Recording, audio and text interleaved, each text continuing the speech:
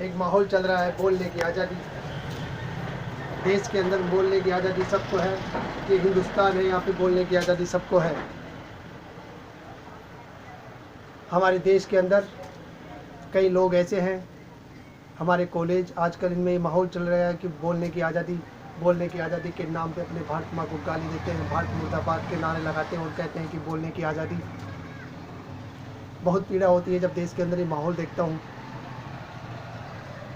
जब मैंने एक राष्ट्रीय चैनल जी न्यूज़ देखा, उसके अंदर जी न्यूज़ संपादक का नाम याद नहीं आ रहा उसका, सुधीर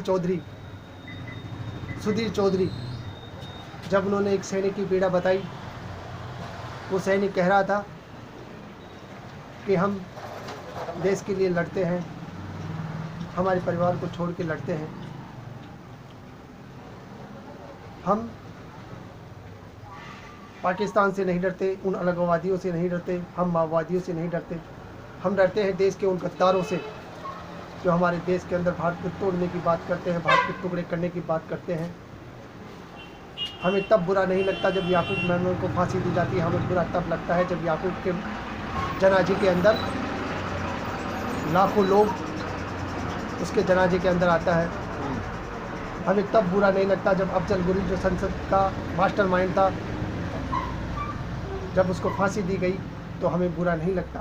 लेकिन हमें बुरा लगता है जब अफजल गुरु के लिए जेएनयू के अंदर श्रद्धांजलि कार्यक्रम किया जाता है और कहते हैं कि अफजल हम सब जिंदा है, तेरे कातिल जिंदा है, और भारत माता मुर्दाबाद के नारे लगाए जाते हैं। भारत का हर जवान एक एक दिन शहीद हो रहा है, जब देश में कोई चर्चा नहीं होती है। जब भारत ने सर्जिकल स्ट्राइक किया उसमें बुराई नहीं थी, लेकिन जब भारत के अंदर कुछ राजनेता, कुछ देश के गद्दार भारत की सेना पे सवाल खड़े कर देते हैं,